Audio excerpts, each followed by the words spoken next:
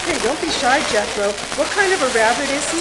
Jethro is a Flemish giant. Originally, they come from Belgium, and they were originally used for their meat and their fur coats. Oh, somebody would want to eat him. Yes, they were originally used for meat, and then when they brought them over to America, they found out they were great companion rabbits because they are gentle giants. He does seem very gentle. And Flemish giants are one of the world's largest rabbits. However, Jethro is only half the size he should be.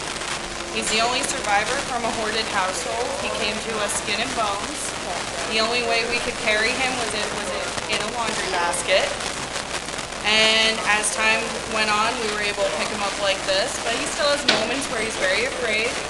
Most rabbits, you need to keep their hind feet against you just because that is a security thing. Hi, Jeff. Somebody else wants some attention. Oh my goodness. So you take care of lots of animals on your farm. I do. I take care of quite a few animals on my farm. Most of my animals are rescues, and I started in 4-H. Oh, off he goes. Back in the day, and that was in Middlesex County, New Jersey. And then I came here, and Endless Dreams has just become a never-ending dream. Sounds wonderful.